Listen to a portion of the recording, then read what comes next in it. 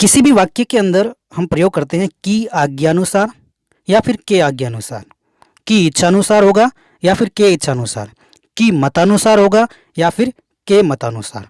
है ना मज़ेदार बात। तो आज हम इस वीडियो में यही सीखने वाले हैं। वीडियो को अंत तक ज़रूर देखें।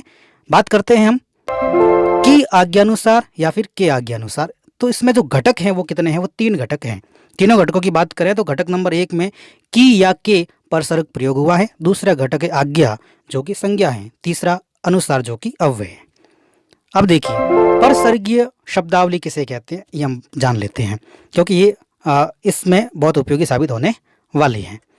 हिंदी में से, की, के परसर्गों के साथ कुछ दूसरे शब्द जोड़कर परसर्गीय शब्दावली बनाई जाती है।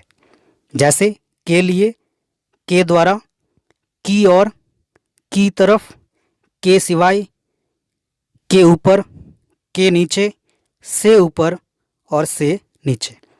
यहाँ पर आपको ध्यान रखना है, यहाँ पर के साथ लिए और द्वारा ये जो शब्दावली है वो परसर्गीय शब्दावली है। की के साथ और, तरफ ये जो है वो परसर्गीय शब्दावली है। के साथ सिवाय, ऊपर, नीचे, ऊपर, से के साथ भी ऊपर, नीचे, इस प्रकार के शब्दों का प्रयोग किया है हमने। ये सभी जो है वो परसर्गीय शब्दावली कहलाती है।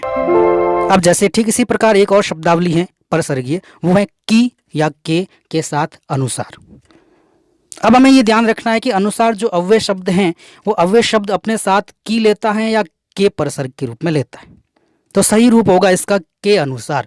अनुसार अपने साथ के परसर्ग लेता है, न कि की परसर्ग। अब बात करते हैं हम एडवांस लेवल की।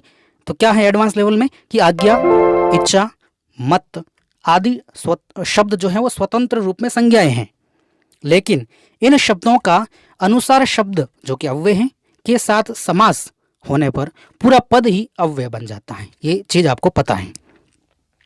इसलिए अनुसार अव्यय के हिसाब से ही के का प्रयोग होगा, न कि की का। आपने देखा होगा कि राम के अनुसार, सीता के अनुसार, राम और सीता के अनुसार, हर बार अनुसार के साथ के परसर्ग लग रहा है ना। भले पुल्लिंग हो, स्त्रीलिंग हो, एक वचन हो या बहुवचन हो, कोई फर्क नहीं पड़ता है, अनुसार के साथ हमेशा के प्रयोग होगा। अब बात करते हैं आगे एडवांस लेवल की। कि ध्यान रहे कि यदि आज्ञा, इच्छा, मत आदि संज्ञाओं का प्रयोग अनुसार अव्यय के साथ बिना समास किए स्वतंत्र रूप में हो, यदि समास हो गया तो पूरा पद क्या बन जाता है? अव्यय बन जाता है, समस्त पद। लेकिन समास नहीं हो तब किस प्रकार से प्रयोग होगा वो हम देखते हैं। तो नीचे लिखा हुआ देखिए, की आज्ञा के अनुसार, की इच्छा के अनुसार, के मत के अनुसार। तो यहाँ पर आज्ञा, इच्छा और मत अपने अनुसार परसर्ग की और के प्रयोग में ले रहे हैं। इसका अनुसार के साथ कोई लेना देना नहीं, क्योंकि स्वतंत्र प्रयोग हैं।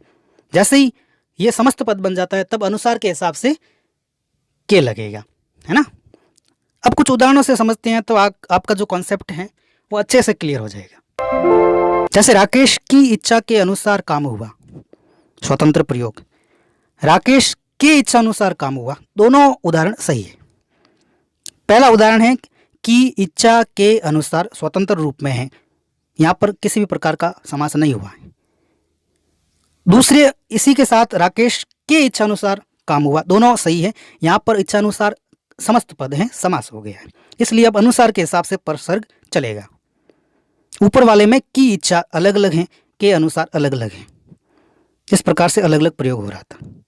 अब दूसरे उदाहरण में सुरेश की आज्ञा के अनुसार हरीश ने कार्य किया, स्वतंत्र प्रयोग है आज्ञा और अनुसार का। इसी के नीचे देखते हैं जस्ट सुरेश के आज्ञानुसार हरीश ने कार्य किया, यहाँ पर आज्ञानुसार समस्त पद हो गए तो अनुसार के हिसाब से के लगा। इसी प्रकार तीसरे उदाहरण में भी ऐसा हुआ है।